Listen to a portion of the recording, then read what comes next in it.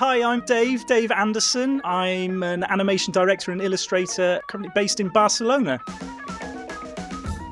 It's good to have that sort of separation from home and work, I think. It's not so much that you're constantly at home, you're constantly at work, really. That's kind of the feeling. You feel out of control sometimes when you don't know where the work is coming from, but you're also in control of the clients and you can steer your career into directions that you want. And you know, you might earn no money, but then there's no one telling you how much money you can make as well on the flip side of that.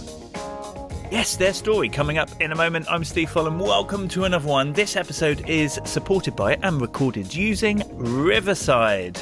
If you're after high quality audio and video for your podcasts, for your client testimonials, for your live streaming, for your webinars, I really recommend checking it out. Not just for creating it in the first place, but for them repurposing it using their very clever AI editors, their inbuilt transcription tools. It's a time saver when you're doing everything yourself. So go to beingfreelance.com/Riverside. It's free to get started. But if you want to get a paid plan, code beingfreelance will save you 15%. Once in a blue moon, you get something with a huge budget and you think, how does this all even out? So I look at the whole thing financially as annually. If it's working all right over the whole year, then that's fine. Yes, welcome to another one. I hope you are good. Remember, as well as listening to the podcast these days, you can watch it as well. There's a YouTube version, and you can also, if you're listening on Spotify, watch it on Spotify. It's very clever. You can just click and switch between the video and the audio seamlessly. I love that about Spotify. But yes, also on YouTube, and you can leave comments on both of those as well. That would be great. If you enjoyed the Being Freelance podcast, I was at a co-working event in Cambridge just this past week, and somebody came up to me and went, "Oh my God, I love your podcast. I've been listening to it for years." And I was like, that's so cool.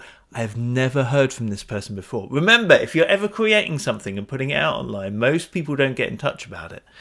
But it was very nice of them to say so. And if you enjoy this, please do share it with other freelancers. You know, if you're going to a co-working event, if you're meeting them online, tell other people. Don't just assume they've heard of it just because it's been going for 10 years.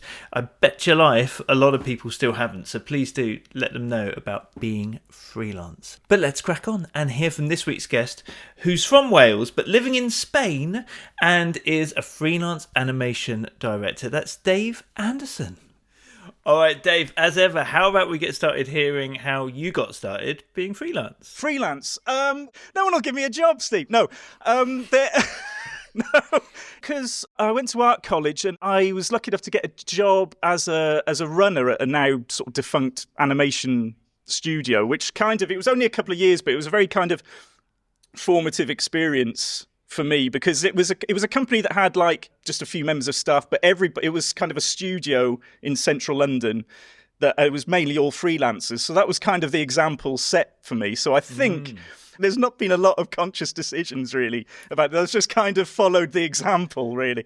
So I did that for a couple of years and then really got into animation when I did a master's. Yeah, I got that first job. It was off an ad agency, and then it's been job to job ever since, really. I mean, I do often think it'd be quite nice if someone sort of said, "Oh, do you want to work here full time?" But it really hasn't. It really, honestly, hasn't come up, Steve. So no one's ever gone, "Dave, please don't go." Don't go. No, exactly. So maybe I was like a fruit fly. I've got a life cycle. I don't know.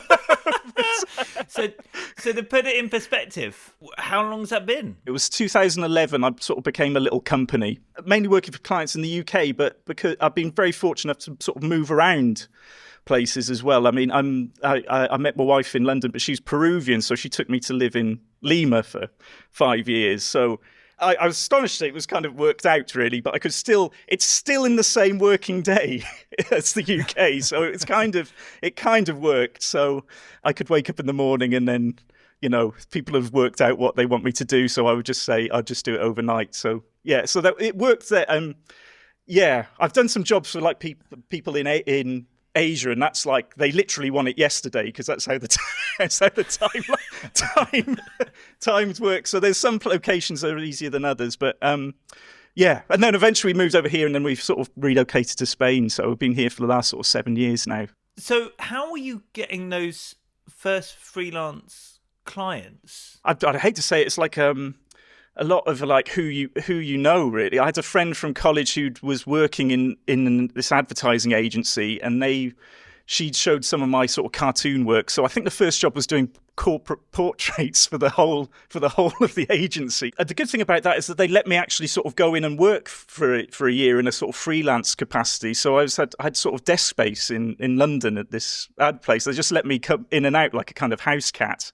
So and because I was just, by virtue of just being there, other jobs came in. So, and it lasted about a year before the sort of jobs sort of stopped happening, and everyone was wondering what on earth I was doing there. Even I was wondering what I was doing there. So, you'd like to say I did it all myself, but it's a lot of luck and a lot of, friends helping you out and things all along the way. And, so. Yeah, but there's that thing of, making the most of the people you know, and that I'm sure in that whole time you spent there, then you must have met more and more people. Yeah, absolutely. If you work anywhere, there's people go off to other places, and just as long as you're keeping in touch and you've got to be nice. Got to get along with people. That's one thing. And then if you're keeping making work, people see that you're busy and making things and you're active, then they'll think, oh, we've got this other thing coming along in our company. Would you come? So you sort of hop around and try and take all the opportunities and being open to everything. How do you stay top of mind, though?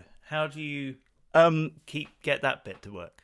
Because one thing you'd sort of like learn at, art school, you've got your own kind of practice, your own kind of ideas that you would make for free if, you do. It's the kind of thing that you would do and not get paid for it, really. And I'm fortunate enough that there's a sort of Venn diagram, really, where my job is also that kind of thing. So I've always got my own sort of projects.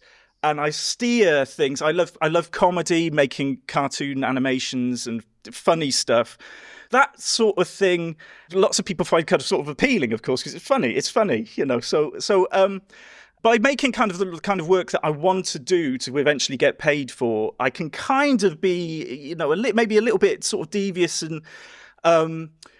In some instances, because it's these people. They make this particular kind of work, or they're interested in this thing, or they lack this kind of thing. Then maybe they might like an animation or something like that. We live in an age of everybody wants sort of content, so I can kind of make sort of something that somebody might think, oh, can you make more of that for us? But that's more of a broad general kind of thing. I'd love to hear more about that, though. So it's like a side project, but like a strategic side project where you're like, I would like to make more of this, and it seems to have been more successful than I'd like CVs, sending that out and hoping for something. Or indeed, a big thing is like show reels where animators make a sort of compilation of everything they've done and they send it out and they go, please give us a job. Yeah, artists are generally not very good at selling themselves, really, and it's kind of basic sales technique as you approach someone and saying, you don't have this, but this is you need this kind of thing. So it's a kind of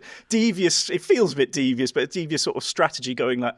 Instead, I did this a lot with sort of podcasts, and I know you've been doing this for a while, and at the really early days of podcasting, I got very much into them because animating is a very kind of solitary activity, and they basically sort of kept me company really to start off with.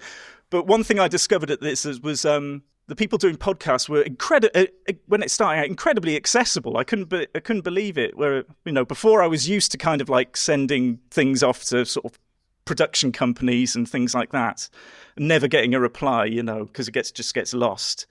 That I was getting in touch with podcasters, and it was just like getting in touch with literally someone at home like us, So, but then also discovering that if I made some animated films from those podcasts, that the numbers were getting huge, So it was like I was really onto something there. But it was getting seen, and then other opportunities started coming out from again these production companies I was getting nothing from. Started to see this stuff, and I was started to do some work on sort of their own sort of documentaries or spoken word things themselves. So it was a kind of like it was a work that I wanted to do because it was animating stories and things. Which one of the first jobs I did was a storyboard artist for like a production company needed an advert. They would do like a comic strip, and I was hired to do that, and I learned a lot about direction and just by doing that job for a few years. And this kind of these kind of films I made for podcasts incorporates a lot of what I learned from that. So yeah, so it was a job that it was work that I loved making, but also I could see an opportunity that there was like people would really like this kind of inverted commas content for their shows. So how much time would that take though? Like how would you see an opportunity work on it alongside paid work? Yes, it would be. Animation sort of famously takes time. So it would be like on the go, something with no like time pressure. I could sort of like, see it from a distance, like on the savannah. I could see this opportunity in and I would sort of do a little bit at the end of the day, and there was one in particular kept me sort of busy during the COVID lockdown. That was a good thing to do in that time, was to make this film for free. But then, yeah, it was a way of opening up more opportunities. Really, better than kind of like bothering people with here's my CV, here's what I do. You've got basic sales stuff. You've got to remind yourself of, I think. So you make one for let's say podcast X, and if that exists, by the way, I'm not saying it's a natural, but it probably does exist. Anyway, you send it to Hypothetical Podcast, which again, quite not a bad name for podcast. And it's tailored to them. But would you also send it to other ones and say, "Hey, look what I did for Hypothetical Podcast"? Recently, because I would. I always think a kind of I hope the term failure to capitalize is not on a gravestone or something, because I would do it and I would go, oh, that went well, and then I'd sort of think, oh, okay, what am I going to do next? So I've recently, just in recent years, I've got a little group of them. So I have it's only something I've recently thought of, because podcasting has become a big. You see the whole life cycle of it now, where there's big companies now producing these, the podcast, going from like a very independent, just a microphone and a laptop, to the huge companies now. So I'm going back to what we talked before, when I was getting in touch with production companies. I'm now sort of getting in touch with podcast production companies and doing exactly the same thing. But I think I've got a nice little tailored sort of portfolio for them going. If you want to make something like this, then that you can. Here's a product or something for you to look at. And where would you be sharing these things? How would you be visible online? I've got to say, I'm not really as a sort of myself as an individual. I'm not sort of mega on social media, and I'd still love to know how people get sort of huge figures on it. But again, it's handy if you've got a friend who is big on social media, who can push these things. Help is always sort of needed on these things. So that's cool though. So basically you're saying you don't have a massive social media following, but you don't necessarily need it. I can imagine you could go mad thinking of like how many followers you have and those sort of figures, and why am I not doing this, and why did they change the algorithm and I'm not being seen anymore. There's that stuff that's out of your control as well. But right at the start, what's helped get my sort of animation business going is I did a lot of work with the musician Tom Rosenthal, who he was an independent. He didn't want to be part of any record labels or something. He could see the opportunities online, and so independently we made a few videos of his songs, and they really sort of caught on. And I don't know how he did it, but he managed to get lots and lots of views on things like YouTube and things, and he's managed to make that work, and I'd love to know how. But it was doing some videos for him which really helped sort of get things going, But this was about 2011 or something, 2010, 2011. So he was really, really there at the beginning. Did you know what you were doing, like business-wise, pricing and things like that? It sounded like you started off surrounded by other freelancers, so maybe there was a gauge for it. Yeah, there's a little bit of... It's very difficult to gauge what kind of... I suppose the word, the status, this, when you get approached, this working out what the status of a client is, and it's kind of, you try and work hard to get a figure out of them first to get an idea how much budget they've got, especially on because you can imagine, like someone that wanting like a little film to, for their wedding is not going to have the same money as, Coke coming to you for their advert, so it's a little bit maddening that sometimes, and you can find yourself, you're working really hard on a project that's got a very small budget and it's taking up all your time, and then once in a blue moon you get something with a huge budget and you think, how does this all even out? So I think financially I sort of take it as an annual look. I look at the whole thing financially as annually, really, and if it's working all right over the whole year, then that's fine. But there's a lots and lots of variables, but there is like, if someone says how much this cost, and I've got like a basic figure, like per minute of animation, here's this figure, and you just sort of wait whether they become totally horrified or by it and run away, or they're, the danger is they go, oh, that's brilliant, that's fine, you're really cheap, and you think, oh, hang on, I'm missing out of, there's probably something I'm missing out on here. So I suppose perhaps it's one of those things where you can offer a slightly, like, change the scope, like, oh, I can make a less intricate animation if your budget is less. Yeah, there is scope. Yeah, you can get to like a maddening level of detail, and I find sometimes when I'm, in the middle of an animation project, I'm doing frame by frame animation in my dreams. Just it's sort of, and I'm stuck in one of those boring dreams that you can't get out. There's levels of intricacy and you can work it out so you can make something impressive without necessarily going into huge sort of dazzling detail and things. So it's with planning at the beginning, you can kind of accommodate various sort of budgets and time spans. And How about the way you work? Do you ever collaborate with other people, or are you very much in your own? Well, recently I've been doing.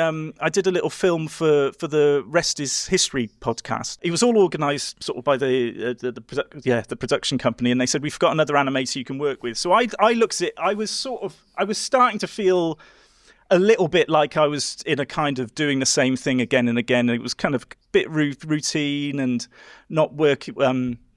Just working on your own, you need to freshen things up once in a while. So I took this as opportunity. I would do my bit of the job, and the other animator would sort of take on various bits I sent him, and let's see what happens. And it was really kind of refreshing to sort of just for once, just sort of let's see what we come up with together. A little bit like when they're those kids when they fold over. When they draw a bit of a head of a figure and fold over the paper, and then someone draws the body. It's a little bit like that, and I found that really kind of refreshing. And by doing that, I'm thinking, well, what can do next, or what can I do next? Having gone through this kind of experience, so it's it's important, and also collaborating with people that have got other skill sets, like for instance, me working with Tom on these music videos. His music.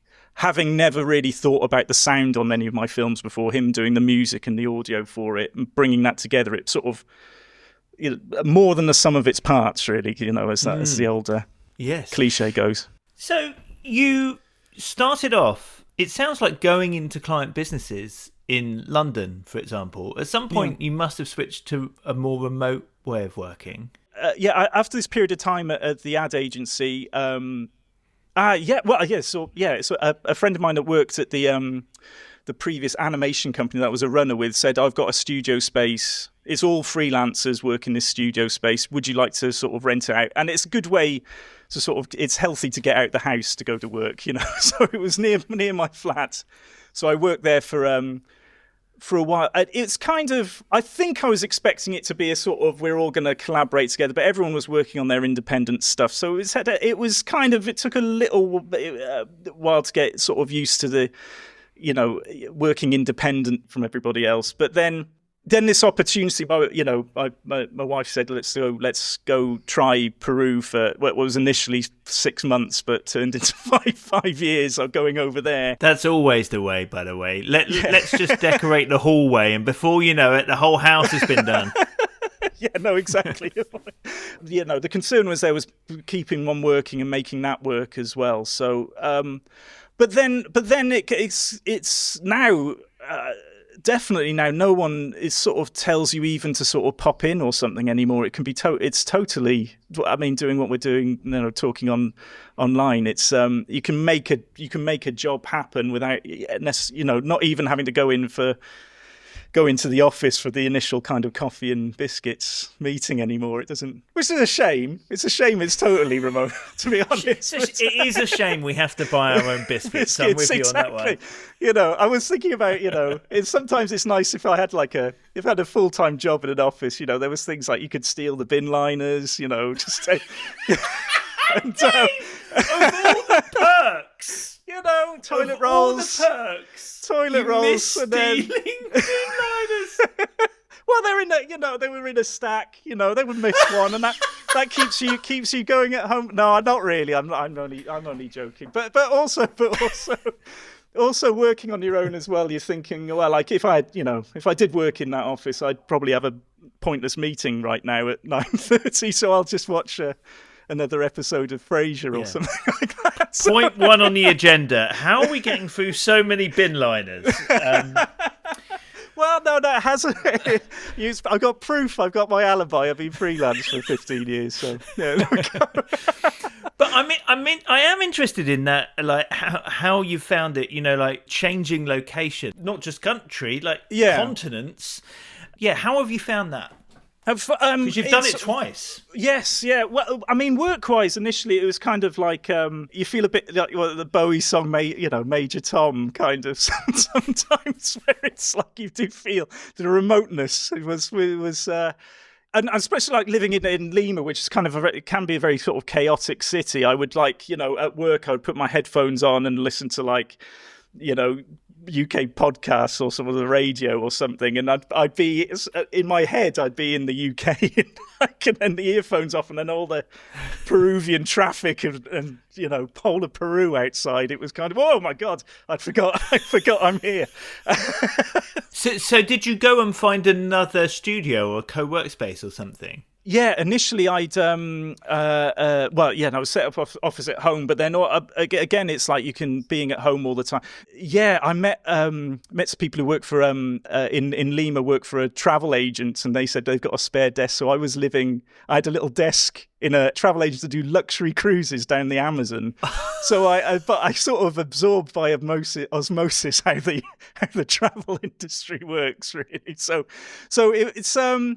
it's good to have that sort of separation from home and work. I think it's not so much that you're constantly at home; you're constantly at work. Really, that's kind of the feeling, if you know what I mean. That when you finish the day, your desk is sort of there as a presence, really. So I think, yeah. So in Lima, did you get to know other freelancers, or were you just big in the travel agency? Travel agency. I met people in the travel agency. I did when I was there. I did. I sort of. Yeah, I'm doing it now. Now we're living in Barcelona, sort of getting in touch with local companies, design companies and agencies and. Yeah, I was given a couple of opportunities in Lima, and I worked in this design company for a few months, making a little promotional video for them. And it was an amazing place because it was this big house, and it had a swimming pool in the middle of it. And I was like, this. I'm working by a swimming pool. I don't know if I've done this before, but it's the work from the UK was becoming more and more regular, and I sort of put it down to kind of the kind of work that I make, which is it's very sort of British humour kind of. It's centred on that, really. So I think it's got bigger appeal in the UK than abroad. So I've kind of focused on that more. The other thing is it's generally nice to sort of get in touch with people locally because it makes you feel more at home in the place that you live. So it was more, it started to become getting in touch with other, artists and freelancers it becomes more sort of social rather than anything to do with the work that you're doing, which takes a bit of pressure off. But it's nice to go, here it's nice to go and meet someone and chat about business and shop for a little while with no pressure of like, can I have a job, please? That kind of thing. So, yeah. So you do that in Barcelona. You've met. Yeah, there's an awful lot going on here. But Barcelona is kind of like a small city as well, So it's a lot of, the big companies that would sort of commission work that I would want to make. They're not really here, but it's very artsy and it's got lots of, if you want to make stuff, there's lots of print studios and, there's a nice sort of atmosphere here for that. So, yeah. Yeah, because obviously I've introduced you as an animation director, but you are an illustrator. Yeah. Revenue stream wise, is it all client work or have you created your own stuff? I have in the past sort of sold prints, but I've never had taken the attitude that's going to be my a sort of a real source of income. It's nice when you sell something from time to time, but I've generally focused on animation as sort of a way of paying the bills. But yeah, doing illustrations, on the side for fun. And if there's like occasional offers to be in an exhibition and make some work for that, it's good to have something that's not a stress or a concern. I've sort of known people that do creative stuff just for the sake of it, and it's kind of like they don't want to make it part of their day job, really. Yes, because they'll do it anyway, even if it's not their work. Because didn't some of your illustrations end up on dog toys, or have I made that up? Yes, yeah, no, I've got the line of dog toys, satirical pet hates toys. That's it. It's been going for a few years now. But again, it's a friend of a friend's got in touch and saying, I've got this idea to make satirical dog toys, and she was a comedy TV producer, so it's totally made it happen, and that's a key thing. Is that I get approached lots of ideas. I've got this kids book idea I want to make, but unless you've got the person that's actually going to do the sort of the admin for it and really make it happen, But unfortunately, she did, and then she got it in Scribbler stores and. So we got all of your favourites, sort of Boris and Trump. Trump's having having an uptick, I'm sure. The sales of them. So yeah, it's Pet Hates Toys. That's the plug. They are amazing. They're amazing. But it made me when you're working the way you do, is there a limited amount of your own time? You have to work on this thing, right? It's your skills that you're putting into it. So how do you decide what to work on? Do you have multiple things on the go at once? How's that for you? Yeah, there's sort of how you deal emotionally and psychologically when busier times and not so busy times. And I sort of came to the conclusion that the not so busy times are more stressful than the busy time, because that's real. That's something tangible stress rather than the kind of the not knowing of when you're in a lean spell for work. But this is the thing. The upside of being freelance is that you're free to manage your own time, and there's a certain level of assertiveness that you've got to sort of say, listen, this is going to take this long and you'll have it on this particular day, and just as long as you're clear and everything, it's going to take me this long to plan and illustrate and things that you can. Yeah, the whole lifestyle, there's lots of paradoxes, if that's the right word, Steve. You feel out of control sometimes when you don't know where the work is coming from, but you're also in control of the clients, and you can steer your career into directions that you want, and you might earn no money, but then there's no one telling you how much money you can make as well on the flip side of that as well. So it's kind of lots of room for a positive mental attitude, I think. But there are kind of sort of rules that you can set yourself, that if you can't do two animation projects at the same time, because they take a lot. It's very difficult to do that because it's a very long and involved project, and if you've got two of them, there just isn't enough time in the day to do a decent job on either of them. Yeah. So it's there's certain boundaries, I think they call it, isn't it? Yeah. But then how do you make, because there must be a point where maybe somebody is looking at something and giving you feedback, or you're off to the beach that day. Is that planned? Yeah, for your days off, you definitely need like a run up if you want to have a holiday. You've got to sort of ring fence days and stuff just for your own, and domestic happiness as well. You can't just say, oh, we were going to have the day off today and go to the beach, but no, I'm going to do so. Yeah, with planning, you can manage things. I hope it, so things don't become so chaotic and you're changing plans on people and that kind of thing. But I'm just reflecting on it. Maybe I'm not very good at that. I'm preaching this, but I'm just scanning that. Sometimes it can be chaotic. Sometimes, Yeah. What have you found the most challenging thing about being freelance? There's a lovely moment after a big job and you've been paid and I've got that week. It lasts about a week where I'm going to do this thing that I always want to do. It's going to be fun and I'm going to get it out there and I'll see it and I'll do that. And then after a week when there's no work and there's no sign, no emails and things, then you're like, oh my God, I'm never going to work again. This is what am I going to do? What are my options? And you start thinking, oh, I'm going to have to look around the shops and see if anyone wants any staff, and that kind of thing. And you get into this, and then another job comes in, and you're like, oh, phew, thank God for that. But it's something I've never really got used to. That kind of that the challenge of not knowing. That's very difficult to get used to, really, and I sometimes think, it would be nice to like have a contract in a full-time job, and I'm just going to pick this Wednesday just to drift through the day and things like that, and try and not get into trouble. Yeah, the good thing is I'm obviously kind of very sort of dedicated, committed to what I'm. Another brag, but it must be true because I've been at it for 15 years and it has been had ups and downs. So it's a test, isn't it? If you've got the idea of going freelance and you've got a particular idea, if you're sticking at it, then something must be right about it, isn't it? If you get through the tough bits and you're still stupidly doing it. Do you know, that was almost the most perfect motivational poster. Despite everything and and you think maybe I should have taken the school careers advice. What was the school's career advice? I think I was a tree surgeon, I think, for a surgeon, nice. But probably quite rightly advised not necessarily to go to art college, but it took a bit of a breakaway.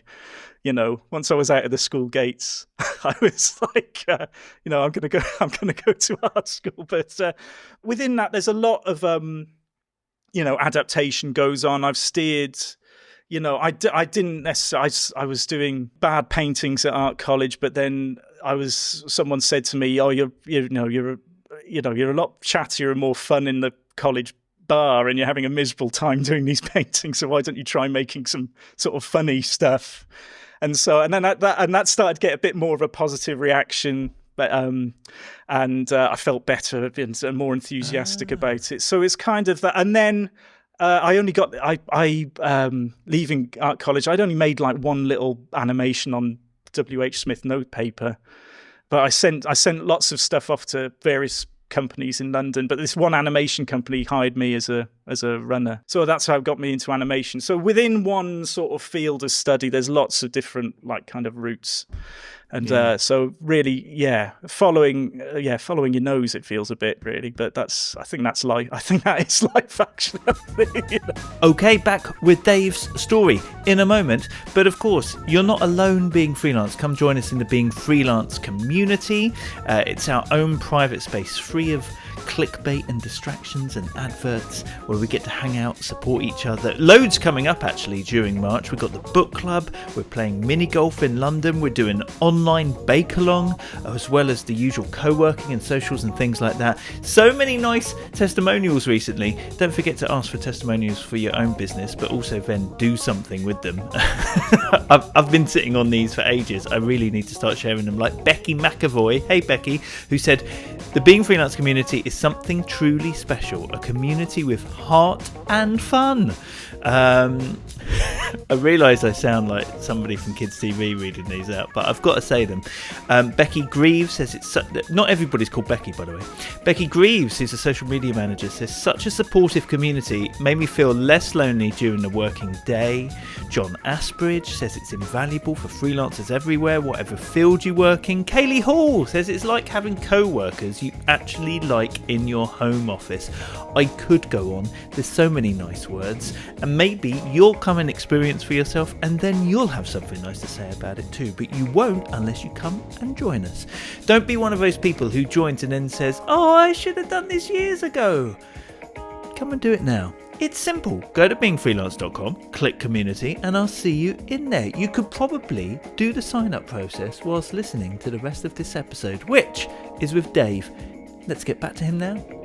Your sort of cold outreach is like, I don't know if there's a plan to it or not, but in fact maybe cold outreach is so it feels like there's cold outreach where you're reaching out to people who maybe weren't expecting you to get in touch, but then there's also that staying on. Do you also reach out to people you already know who know you and things? And is that a conscientious thing that you make time for?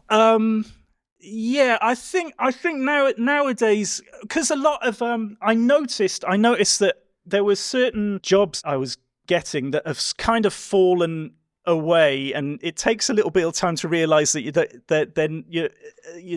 that's not happening anymore. But it may they don't want, not necessarily they don't want you, but it's just not a demand anymore. I mean, one of them is like storyboards for films. They don't necessarily hire illustrators. They do. There's like lots of automation and AI and things like that happen now, but that was a regular thing, and then it wasn't a regular thing, and you realize, I don't actually kind of necessarily do that anymore. And I was an illustrator for the Metro online section of the newspaper, and that was for a few years. And then things change, and then they'd have other ideas, and they don't want to, they find alternatives that, So that falls away, and then. So it was a little point where I realized I'm only doing sort of animation, and I need to kind of sort of broaden things out a bit. So I've been sort of recent years kind of getting in touch, but with this sort of mindset that I can offer or solve some kind of problem for identifying the people that I could, I've done this kind of work. I've done it before, and I've got a record of achievements in this area or something like that. Would you like this? So, and also like having a good icebreaker with someone or something in common or things like that. That's nice. That's nice to sort of think, I can do. They know this person. Right. Okay. We've got a connection there. So that's always more helpful. But yeah, I mean, and then you can waste sort of time sort of sending your work off to people that really there's going to be no there's no interest there. So it's kind of, I'd want to say calculating, but there's some kind of thought process, shall we say, going on there. All right, now Dave, I always do this thing where I ask for 3 facts about yourself to make 2 true, 1 a lie, and let me figure out the lie. What do you have for me? Do you like celebrity name drops? Yeah, go for it. Right, celebrity name drop 1. Sat next to Michael Heseltine, former Deputy Prime Minister, at a game at QPR. Right. Okay. Number 2, sold a barbecue to superstar DJ Pete Tong. And number 3, was offered as a job as chauffeur to Gene Simmons of the rock band Kiss, but turned it down. Wow. These are diverse, I think it's fair to say. So you went to watch QPR. So you went to watch who were a football team, if people don't know. And Michael Heseltine, who was a larger-than-life character, but also very famous, was next to you. Just sat next. Yeah, it was one of those things where you don't, you obviously recognise, but then you get a bit sheepish, so you don't want to necessarily kind of bother them, but you sort of look at them a lot. Was he cheering? Was he cursing the referee? Just like at any sort of football match, you've got the population of seniors, that are kind of, they're watching, sort of growling, occasionally growling, but but sort of jacket and gloves.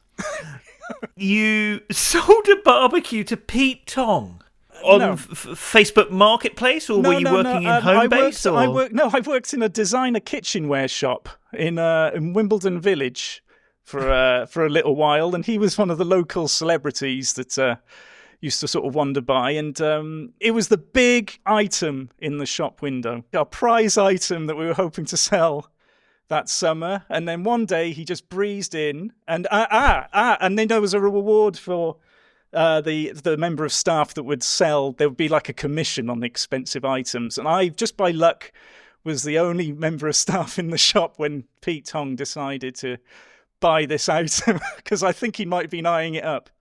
But I did manage to ask him, and I'm very proud of this, whether he wanted any tongs with it. So, winking, but he didn't acknowledge that, my little joke. So, it's a pity. What was the brand of the barbecue? Well, I don't know the brand of it was basically just like an iron bowl, big iron bowl with legs welded onto it. Really, it wasn't anything. It was just big. Okay, it was very big, but So that was a successful.